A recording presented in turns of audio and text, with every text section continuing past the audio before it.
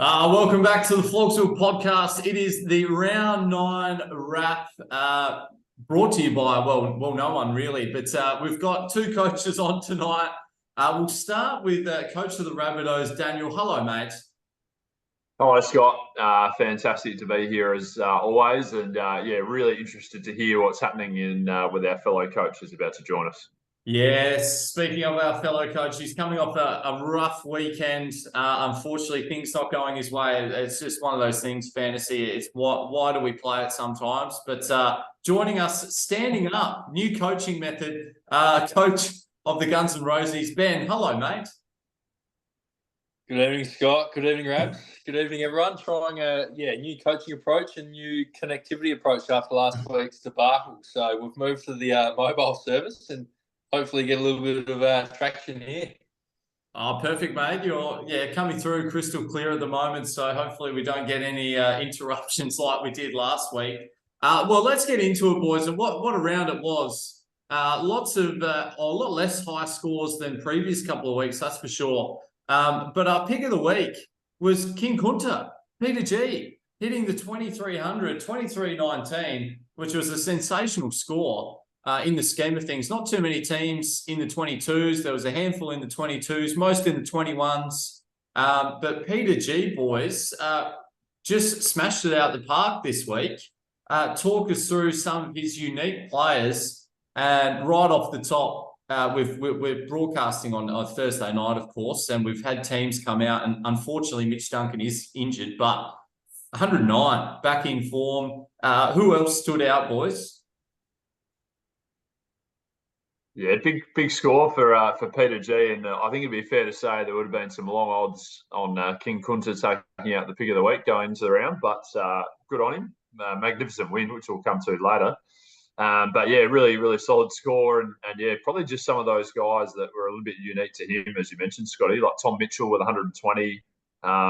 Ruben Ginby, who a lot of blokes have passed on now, pumping out a 96, and Mitch Duncan, as you already mentioned, John Newcomb as well, Mason Wood, like the list just goes on. Seamus Mitchell, holy cow. And then Clayton Oliver as captain, just to really cap it off. So, yeah, massive week. But yeah, unfortunately for King Kunta, it looks like he might have a few selection headaches moving into this week as a quick turnaround. Yeah, I think just adding on that, Scotty, when a team like Pete wins pick of the week, you know something weird has happened over the weekend, and going over some of those names that Rabs has just gone through sort of indicates that. But a very rare team without Tim English and Darcy being a nice unique there, posting a nice score, and pretty much no one missing out apart from Darcy McPherson. So a nice return to form for the Kuntas. Yeah, very good turnaround this week. Let's hope, Setterfield and Duncan is a bit rough for Peter G, but hopefully he can, work something out there and continue on. Hopefully a bit of an upswing. We love to see that from teams in the bottom half of the league. Let's go to our spud of the week, boys, and it was unfortunate. Team GC. I don't know what the spud count is this season, but that's got to be at least number 2, potentially number 3. What more do we need to say, boys? It was a little bit unlucky in some respects. You know, Noah Anderson's been great, but just sort of got tagged a little bit there against the Eagles. But yeah, just I don't know. He didn't do a lot wrong, really. The first thing to notice here is the vice captaincy, obviously, on Anderson. First game around, Scotty, you're a big fan of that work. Unfortunately, not paying off for him this week.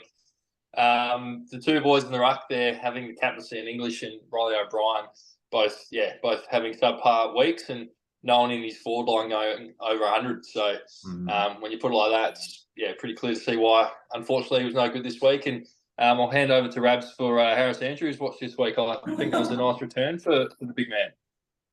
Funny you should mention that, Ben. I had just been scanning through, and a big 97 for Harris Andrews, just what could have been for Team GC. But, what can you say? It's just a too familiar story, unfortunately, for Team Golden Child. And, we're really running out of words to describe what is happening and what they might be able to do. But hopefully it'll turn around soon. Yeah, let's hope so. And yeah, Jacob Van Ruin on field. He did play well, to be fair, with a 65, my man. But yeah, just not enough for Team GC this week. I didn't actually mind the VC on Noah Anderson against West Coast Friday night. I'll put that out there. Every other week, I haven't been a fan, but this last week I was. Let's move on, boys. First matchup was the Burtons, the former colleagues matchup here.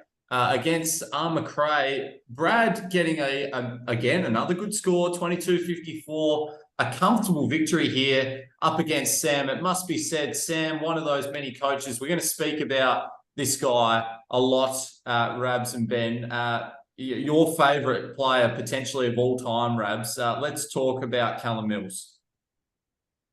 Yeah, Callum fucking Mills, I think he's been referred to in the past, and yeah, he's just a prick of a bloke, really. This is not the first time that this type of thing has happened, and thankfully this time I managed to avoid it. But yeah, a lot of coaches have been stung by it, and yeah, hard to.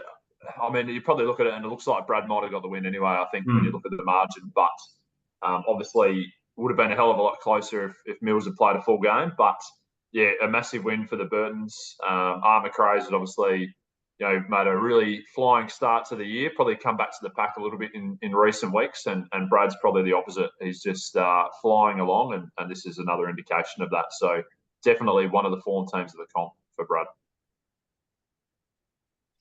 Yeah, I think the only other thing to add here is Errol Gordon being unique against Sam. That is looking, quite dangerous for him now, considering who they're playing this week and the injuries. He's likely to be involved at quite a high level, I think. So, yeah, to compound the Mills injury, having him as unique moving forward will be a little bit concerning. But a little bit of ladder watch here, blokes. I know you guys are at the top here, so you'd know, but 5 teams are on the same amount of points. So that's pretty rare at this time of year. 5 teams at 7 and 2, and Sam's dropped from 1st to 4th after just having 1 loss. So sure, it sort of shows how tight it is at the top. Absolutely. And I think, the forced trades that have sort of been happening the last couple of weeks has really brought everyone pretty close together. I think, percentage, or not percentage anymore, but overall points is going to be a big factor in that top 4. So just another thing going here. But I think for Sam, not a lot went wrong, just Callum Mills really, and unfortunately missing out on, Errol Gordon's big score. Did like his captain though, Jordan Dawson. Love that from him, 116.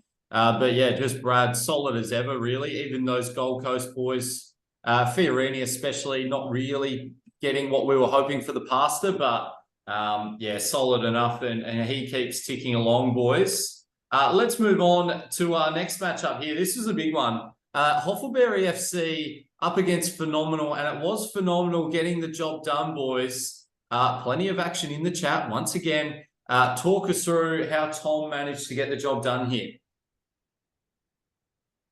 Yeah, plenty of action Saturday night from what I was reading in regards to Serge. I can't remember the exact comment, but to have him lose by 18 points with Philippou and Cogs versus Pedler and Callahan, it was a bit of a disaster for Serge. So one that he'll be begging. He'll be ruining, I should say. But on Tom's side, having to field Drury for a 25 and still getting a win, that's he'll be taking that win and moving on very quickly, I think. So he's one of those teams at 7 and 2 and looking very good. But what could have been, I think, for Serge this week. Yeah, probably a bit of a familiar story for Serge a few times now this year, where he's just sort of just missed out, and this is one of those ones that is probably going to be a costly one. And on Tom's side, it's really important, as we've said a number of times, that you've got to win ugly sometimes. And probably not a score he'd be terribly thrilled about, but a win nonetheless. And as you said, Ben, really strong ladder position at the moment for Tom, which is obviously good, and he can continue to sort of develop his team moving forward. Absolutely, boys. Let's move on to the next matchup. We've spoken about King Kunta. Smith's Cripps going down, a tough score for Liam on the weekend. Just having a look I haven't managed to look at this matchup, but is he a Callum Mills owner, boys? Is that the case here? No. Chin Cotter as a pod though sort of stands out, and probably the captain choice of English also hurting Liam there. But Yeah, it's a big loss really for the Smiths Crips. They've been in good form, and I know we've touched on King Kunta's performance, but this could be one of those losses that's quite costly because we've said already it's a very even comp this year, and this is a game that Liam probably would have penciled in this time last week. So tough one. Yeah, I think just adding on that, Millsy's had 2 losses in a row and he faces Brad next week. So potential for 3 in a row, 3 tough games, and there's a few teams knocking on the 8th for his position. So yeah, I know they're coming home strong, so he'd want to watch out. Very good, boys. Let's move on. Obviously, it was Team Golden Child up against my boys. We've spoken about Golden Child. On my side of things, the highlight for me was my bench. My bench was great. It sums up my team on the weekend. Just, not having Jack Siebel, I think, has really hurt me the last, 4 or 5 weeks compared to most teams. And I'm just sort of finding myself, 80 points short of where we probably should be every week. But Jaden Hunt, unfortunately, his time is up. Same with Cozzy Pickett. His run of good fixtures has come and he's made a bit of cash. But those sort of guys have got to go. But Zach Butter's very nice, and the Bont starting to really put some quality games together. Starting him has proven a good pick. So very happy with that. And Josh Kelly's last quarter was very pleasing. So the bench, though, in a good spot. I've gone with a bit of a different strategy this year, just holding these rookies, because I'm sure we'll speak about it in the preview for this round. The rookies are drying up. There's not a lot of options to make cash. So I think I'm just gonna hold these guys, and it might hurt me leading into the buys, but I'm just gonna give that a bit of a go. So anything else you want to add for this one, boys? I think from my end, Scotty, it looks like Rory Atkins, the Rat, was a inclusion last week to your side. Can you give us a bit of intel on him, please? Because a lot of other happy coaches did the same. Well, it was the Rat or Callum Mills. That was the toss-up. I know it was, and I'm sure many coaches were the same. I had Callum Mills all week, and then I kind of just thought, no, we'll just get the Rat Friday night against West Coast. Just get some cash generation. And avoid Mills. So it's just that's the luck of the game. It was one or the other for me. So that's the theory behind the Rat, just to sit at D6 for a couple of weeks, hopefully. Beautiful, great play. Great play. All right, boys. Rabs, good score for you, 22-10. Comfortable win against the B Sharps. Talk us through your win on the weekend, mate. Yeah, it was a nice, comfortable one, which doesn't happen too often. But the big North Melbourne boys, one of them's unfortunately gone down injured again. But big Todd Goldstein, I was obviously really looking at getting rid of him a couple of weeks ago, and then had a pretty good fixture coming up, and it's paid dividends, so he's going to make a bit more money, which is great. With 128, just extraordinary stuff, really. And that was probably enough. Probably still a few too many rookies on field, really, for the B Sharps, which is going to leave them a little bit high and dry at the moment. So, good result for my boys, an important win. I think just adding here, Rabs and I had a bit of an inadvertent meeting on Saturday night, just after Toddy Goldstein got as many hit-outs as his team made or kick points. So fair to say the head was quite big at that stage, Scotty, but it came home well for the boys, and a really important win, sitting nicely in 6th spot for Rabs. So. Very good. Well, we don't get a lot wrong here on the Flogsville podcast, and I specifically remember last week we mentioned Todd Goldstein against Bryn Teakle. It's going to be a bloodbath, and it was. And I happened to pick him up in our draft league. It didn't help me against you, Ben, but great pickup. I was very happy with that. Unfortunately didn't get the win against your boys, Ben. But we'll move on. We'll stick with Flogsville for now. Let's go to your matchup, Ben. Well, wow. Callum Mills, injured on 3. However, you still won up against the Total Eclipse of the Heart. Yeah, real topsy-turvy weekend in the end. It threatened at the start of it to be quite smooth sailing, and then but 1:30 on Saturday wasn't quite going to plan. Hearing that news on the radio, coming back from Renmark. So, I guess between that and Rory Laird getting subbed out early in the fourth quarter with a captaincy score, didn't leave us heaps confident with a 213-point lead with Dacos and Callaghan coming home. Just getting the chocolates, but I think it's been said a couple of times tonight, just an ugly win and keeps us in the comp because, losing this would have been no chance. So for Hills, I get a bit going right, but also Drury and then McVee being two rookies really letting him down and letting me back in the matchup. But when Will Ashcroft now sits as unique and you traded him for a guy who scored 3, that hurts a little bit. Yeah, very interesting matchup to digest, as you're saying, with the Ashcroft trade out for Mills. But on Hills' side, those two rookies really are the difference. Obviously, Callum Mills had a significant impact, but assuming that happened, the rookies have really cost Hills there. But one positive, as we said last week, there had been a real watch on total eclipse of the heart. I think some people had even started to refer to them as total elapse. Don't know who those people were, but good to see that there's been some movement at the trade table and even the vice captaincy sort of happening. So there's actually some sort of engagement and involvement, which is a positive sign. Onwards and upwards, hopefully, for their side for the rest of the season. Absolutely. And for Ben, just a quick one. JJ, again, performing very well with a nice 96 there. And Hayden Young, my man, Hayden Young, I love that guy. Not really. I like him a little bit. But he's gone 300s in a row, Hayden Young. Good turnaround for him.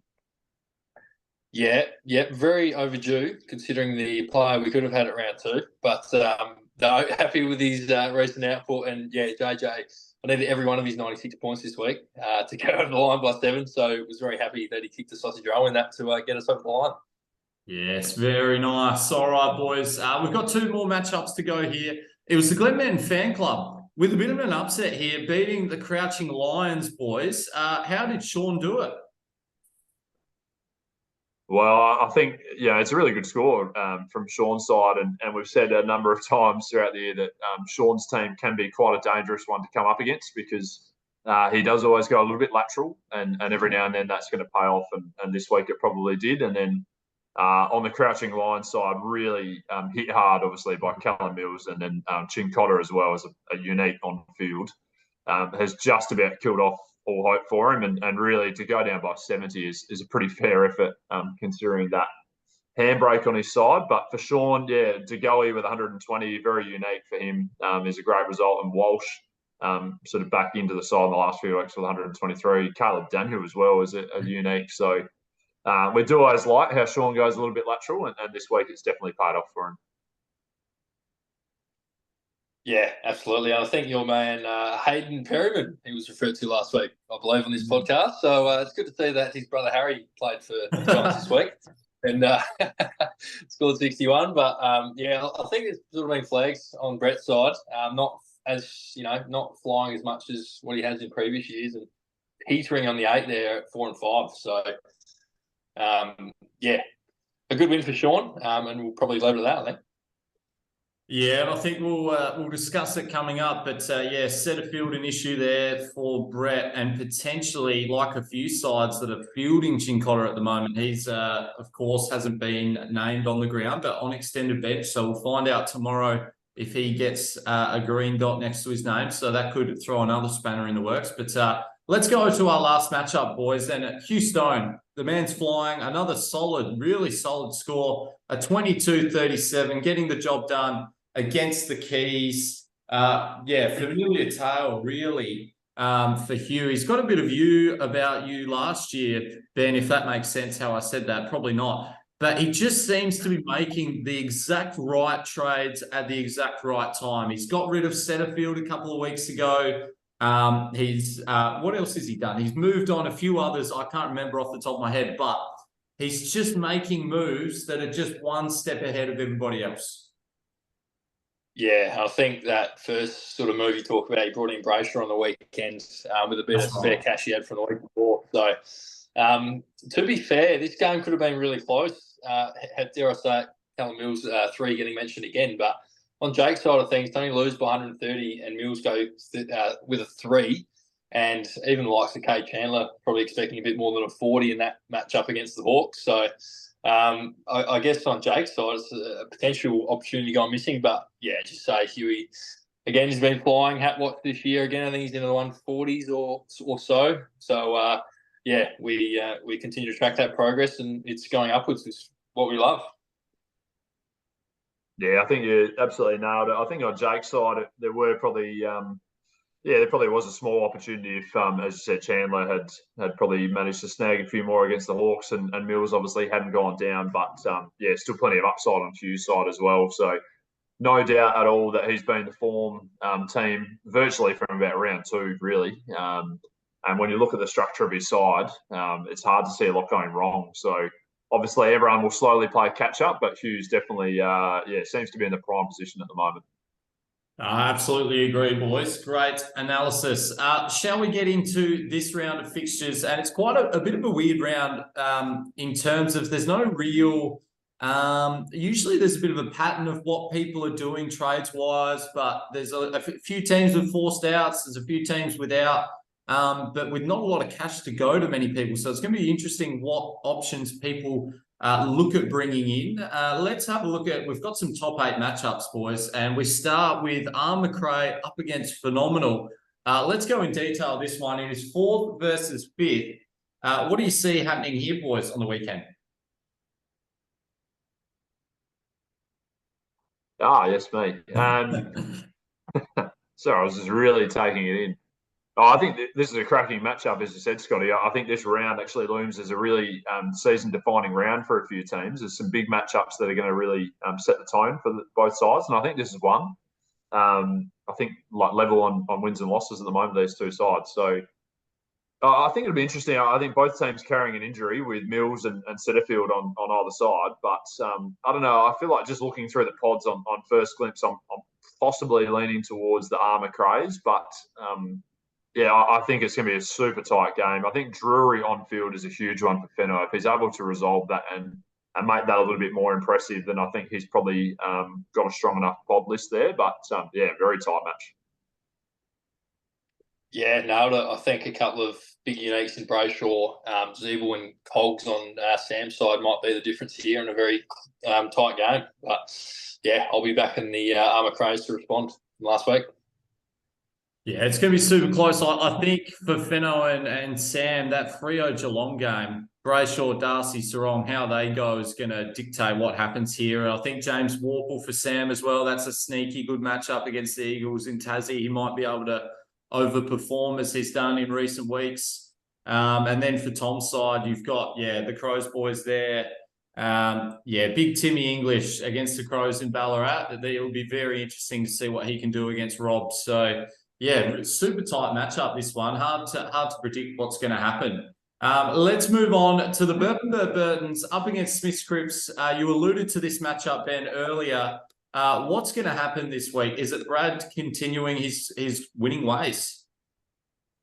Yeah, cracking matchup. Brad playing Sam last week and his best mate Musi this week. So a little bit of a friendly rivalry for Brad. But I do think he will get the chocolates this week, having a look at these uniques.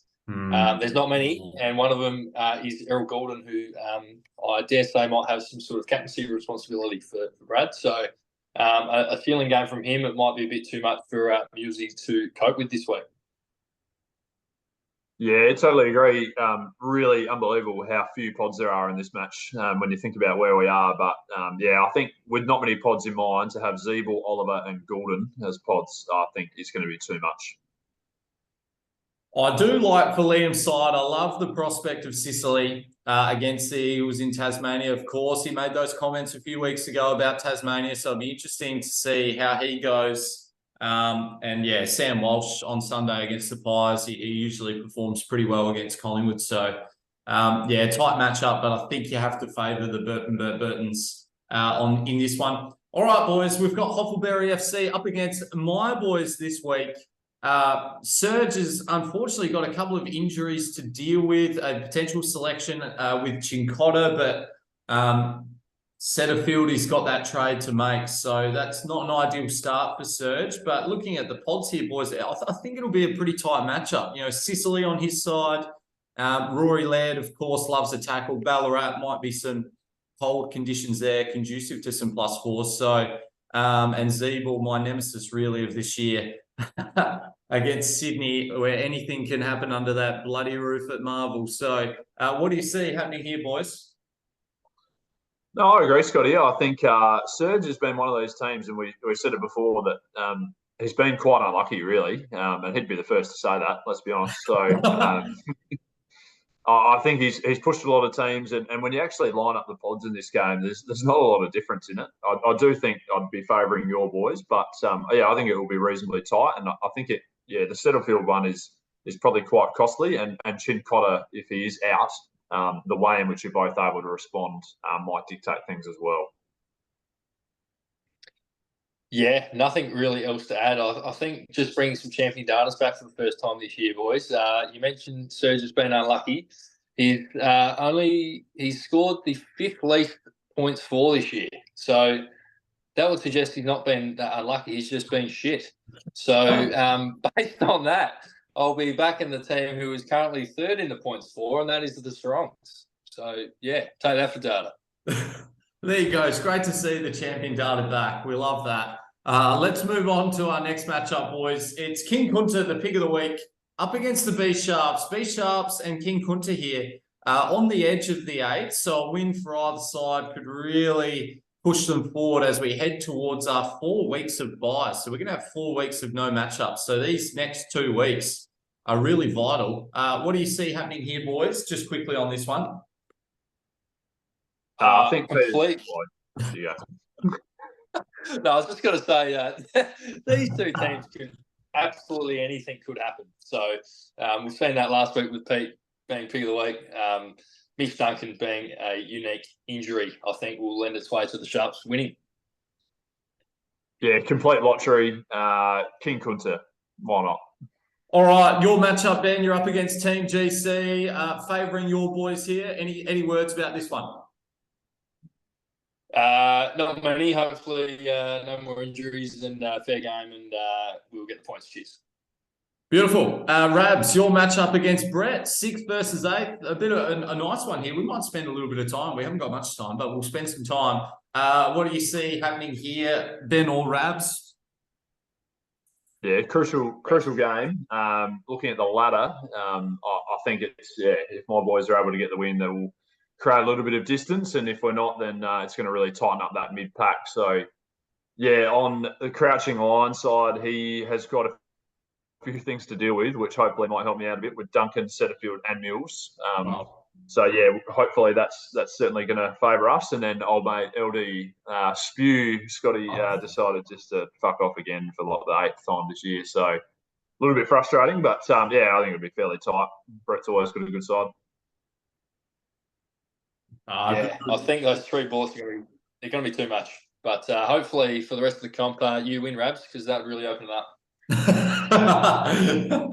All right, we've got Total Eclipse of the Heart versus the Keys. Boys, are we favouring the Keys?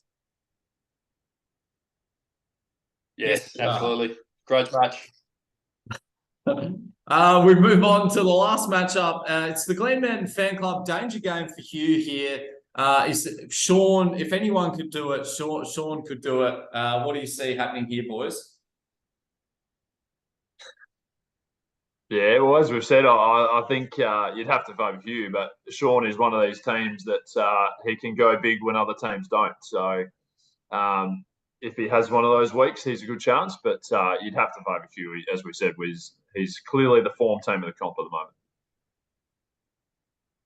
Yep, back in Liberatores. But one thing to notice on the Glen Man is a very healthy bench with lots of green dots. So his ability to move LDU to a premium scorer might have a close matchup. Nice. Love that. Oh, thank you very much, boys. That was an entertaining podcast. We covered lots of topics, but any final thoughts on the weekend ahead? We've got a big game tomorrow night, Ben. Looking forward to that one. Yeah, go to the power. Fuck you, Callum Mills. And on that note, I think we'll leave it there. Good luck, everybody, and we'll catch you next week. See ya.